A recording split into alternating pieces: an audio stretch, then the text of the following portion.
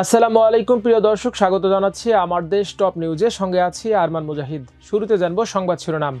গায়ের জোরে দেশ শাসনের দিন শেষ, সাহস থাকলে গণভোট দেন, মন্তব্য মিয়া গোলাম পরোয়ারের। দুর্গাপূজায় বিএনপি নেতাদের সতর্ক থাকার আহ্বান রিজভির। ২৪ পরবর্তী রাজনীতি এখন ইসলামের পক্ষে, বললেন চরমোনাই পীর। নিম্নকক্ষ আসন ভিত্তিক, উচ্চকক্ষ হবে পিআর পদ্ধতিতে, বললেন বদিউল আলম মজুমদার। সরকার পক্ষপাতিত্ব করলে সুষ্ঠু নির্বাচন সম্ভব নয়, মন্তব্য ইফতেখারুজ্জামানের। দর্শক, এতক্ষণ শুনছিলেন সংবাদ শিরোনাম, এবার বিস্তারিত। জামায়াতে ইসলামের সেক্রেটারি জেনারেল অধ্যাপক মিয়া গোলাম পরোয়ার বলেছেন, গায়ের জোরে দেশ শাসনের দিন শেষ হয়ে গেছে। বিরোধী দলকে দমন করে আজীবন ক্ষমতায় থাকার স্বপ্ন যারা দেখেন, সেই দিন শেষ হয়ে গেছে। সাহস থাকলে গণভোট দেন, জনগণের রায়ের প্রতি আমরা শ্রদ্ধা রাখি। গায়ের জোরে কিছু ঠেলে দিয়ে চলে যাবেন, তা হবে না। শুক্রবার জুমার নামাজের পর রংপুর পাবলিক লাইব্রেরি মাঠে আয়োজিত বিক্ষোভ সমাবেশে প্রধান অতিথির বক্তব্যে তিনি সব কথা বলেন। মিয়া গোলাম পরোয়ার বলেন, গুরুত্বপূর্ণ সংস্কারগুলো বাস্তবায়ন না করে বিদ্যমান রাষ্ট্র কাঠামোতে যদি আবার নির্বাচন হয়, তাহলে আর একটি হাসিনার জন্ম হবে, আর একটি ফ্যাসিবাদের জন্ম হবে। বাংলার মানুষ তা হতে দেবে না। তিনি বলেন, যখনই পিআর পদ্ধতির কথা বলি তখনই আপনি সংবিধান দেখান। সংবিধান মানলে আপনি যে চেয়ারে বসে আছেন সেটা তো অবৈধ। সংবিধান মানলে তো শেখ হাসিনার সংবিধান অনুযায়ী ২৪-এর ৫ বছর পর ২০২৯ সালে নির্বাচন অনুষ্ঠিত হওয়ার কথা। তাহলে ২৬ সালের ফেব্রুয়ারিতে নির্বাচনের কথা কেন বলছেন? অধ্যাপক মিয়া গোলাম পরোয়ার সরকারের উদ্দেশ্যে বলেন, আমাদের দাবি পিআর মানতে হবে। সার্ভেতে ৭০% মানুষ পিআরের পক্ষে সমর্থন জানিয়েছে। ঐকমত্য কমিশনে ৩১ দলের মধ্যে ২৫টি দল পিআরের পক্ষে রয়েছে। একটি দলের কেউ কেউ বলছেন পিআর খায় না মাথায় দেয়। কোনো রাজনৈতিক ব্যক্তিত্ব এটা বলতে পারে না। তাই পিআর বাস্তবায়নের জন্য গণভোট দিন। রায় পিআরের পক্ষে আসে নাকি পিআরের বিপক্ষে আসে যাচাই করুন। তিনি বলেন, জনগণ যদি পিআর মানে তাহলে আপনাদেরকেও মানতে হবে। আর জনগণের রায় যদি পিআরের বিপক্ষে যায় তাহলে আমরা বাংলাদেশ জামায়াতে ইসলামী তা মেনে নেব। কিন্তু তারা তো গণভোটকে ভয় পাচ্ছে।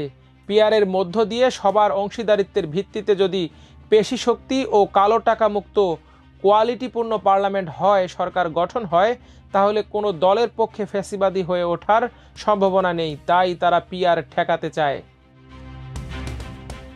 এদিকে আসন্ন শারদীয় দুর্গাপূজায় সারা দেশের বিএনপি নেতাকর্মীদের সতর্ক থাকার আহ্বান জানিয়েছেন বিএনপির সিনিয়র যুগ্ম মহাসচিব রুহুল কবির রিজভী। শুক্রবার বিকেলে বিএনপির জেলা ও মহানগরের নেতাদের সঙ্গে ভার্চুয়ালি বৈঠক করে তিনি এই আহ্বান জানান।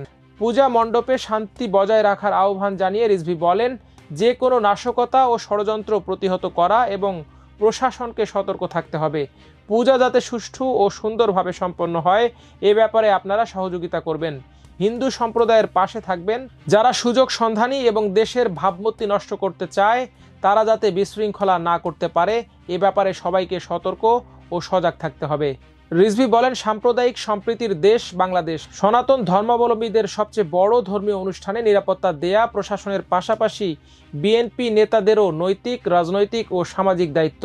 পূজা মণ্ডপে শান্তি রক্ষায় প্রশাসনকে কঠোর হওয়ার আহ্বান জানিয়ে তিনি বলেন, পূজা মণ্ডপগুলোতে বিশৃঙ্খলা চালিয়ে দেশের ভাবমূর্তি নষ্ট করার গভীর ষড়যন্ত্র চলছে। এ ব্যাপারে প্রশাসনকে সজাগ থাকতে হবে। এদিকে ২৪-এর অভ্যুত্থানের পর দেশে যে রাজনৈতিক ক্ষেত্র তৈরি হয়েছে তা এখন ইসলামের পক্ষে বলে মন্তব্য করেছেন ইসলামী আন্দোলন বাংলাদেশের আমির ও চরমোনাই পীর মুফতি সৈয়দ রেজাউল করিম।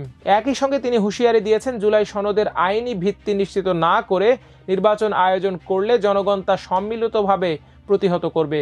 শুক্রবার রাজধানীর বাড্ডা ইউলুপ সংলগ্ন মেইন রোডে ৫ দফা দাবিতে ইসলামী আন্দোলন বাংলাদেশ আয়োজিত গণসমাবেশে তিনি হুঁশিয়ারি দেন। রেজাউল করিম বলেন, স্বাধীনতার ৫৩ বছর পরও দেশের মানুষের মৌলিক অধিকার, ন্যায় বিচার ও মানবিক মর্যাদা পূর্ণ হয়নি এবং এজন্য অবিলম্বে পরিবর্তন প্রয়োজন।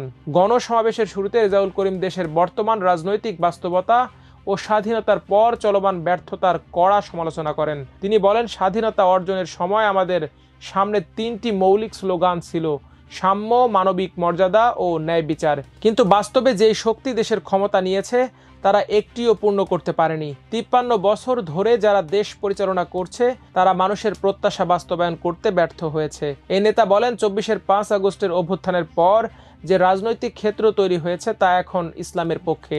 দেশের মানুষ উপলব্ধি করেছে আগের শক্তি আবার ক্ষমতায় এলে তারা আবার কি মধু খাওয়াবে তা কোনোদিন মানুষের কল্যাণে পরিণত হবে না। এদিকে নির্বাচন ব্যবস্থা সংস্কার কমিশনের প্রধান বদিউল আলম মজুমদার বলেছেন, নিম্নকক্ষ হবে আসন ভিত্তিক এবং উচ্চকক্ষ হবে পিআর পদ্ধতিতে। দুটিরই ইতিবাচক ও নেতিবাচক দিক আছে। আমরা আশাবাদী যে নির্বাচনী তরি ভিড়বে, ঐক্যমত্যে পৌঁছানোর মাধ্যমে একটি সুষ্ঠু নিরপেক্ষ নির্বাচন হবে। শুক্রবার সকালে মেহেরপুরের গাংনী উপজেলা পরিষদ সভাকক্ষে আয়োজিত এক মতবিনিময় সভায় তিনি সব কথা বলেন। সাংবাদিকদের প্রশ্নের জবাবে তিনি বলেন, সুষ্ঠু ও নিরপেক্ষ নির্বাচনের মধ্য দিয়ে কার্যকর গণতান্ত্রিক ব্যবস্থা প্রতিষ্ঠিত হওয়ার পথ প্রশস্ত হবে। এ সময় সুশাসনের জন্য নাগরিক সুজন আয়োজিত অনুষ্ঠানে the hunger project Bangladesh PFG youth leader ও সুজন নেতৃবৃন্দের সঙ্গে মতবিনিময় করেন বদিউল আলম মজুমদার। এদিকে নির্বাচনকালীন সরকার যদি পক্ষপাতিত্ব করে তাহলে সুষ্ঠু নির্বাচন সম্ভব নয় বলে মন্তব্য করেছেন জাতীয় ঐক্যমত্য কমিশনের সদস্য ও ট্রান্সপারেন্সি ইন্টারন্যাশনাল বাংলাদেশ টিআইবির নির্বাহী পরিচালক ডক্টর ইফতেখারুজ্জামান। শুক্রবার ধানমন্ডির টিআইবির কার্যালয়ে নির্বাচন কমিশন বিষয়ক ইলেকশন ট্রেনিং কর্মসূচির উদ্বোধনীতে তিনি কথা বলেন। ইফতেখারুজ্জামান বলেন, রাজনৈতিক দলগুলো যদি সুষ্ঠু নির্বাচন না চায় তাহলে নিরপেক্ষ নির্বাচন করা কঠিন হবে। এজন্য নির্বাচনে পর্যবেক্ষক ও গণমাধ্যম কর্মীদের নিরপেক্ষতা নিশ্চিত করা জরুরি। আওয়ামী লীগ সরকারের ঘনিষ্ঠ অনেকেই এখন প্রশাসনে আছে উল্লেখ করে তিনি বলেন, দুর্বলতা মাথায় নিয়েই এগোতে হবে। এক প্রশ্নের জবাবে ইফতেখারুজ্জামান বলেন, আমাদের অবকাঠামো বলতে গভর্নেন্সের সুশাসন ও জবাবদিহি, সরকার ব্যবস্থা, প্রাতিষ্ঠানিক স্বচ্ছতা, সততা এসবকে দীর্ঘ প্রক্রিয়ার মধ্য দিয়ে দাঁড় করানো হয়েছে। এটা শুধু গত 16 বছরের নয়, প্রায় 54 বছর ধরেই এমন অবস্থা তৈরি হয়েছে। প্রতিটি প্রতিষ্ঠানকে দলীয়করণের মাধ্যমে দ্বিগুণ দলীয় প্রভাবের মধ্যে আনা হয়েছে। পেশাগত বিরোধ সৃষ্টি করা হয়েছে, সেগুলোকে কখনো কার্যকর করা হয়েছে, আবার অনেক ক্ষেত্রেই অকার্যকর রাখা হয়েছে। তিনি বলেন, অল্প সময়ের মধ্যে 1-1.5 বছরে পুরো বিষয়টিকে নতুন করে গুছিয়ে ফেলা খুব একটা সহজ কাজ নয়। সেই কারণে অনেকের প্রশ্ন, এই প্রশাসন দিয়ে আমরা কি সত্যিকারের সুষ্ঠু নির্বাচন আশা করতে পারি? এই প্রশ্নের পেছনে যুক্তি আছে, কারণ পতিত সরকারের এজেন্ট বা সহযোগীরা প্রশাসন ও আইন সংস্থায় নেই এটা বলা যাবে না। দর্শক, আজ এই পর্যন্তই। সবাই ভালো থাকুন, সুস্থ থাকুন, থাকুন আমার দেশের সঙ্গে। আল্লাহ হাফেজ।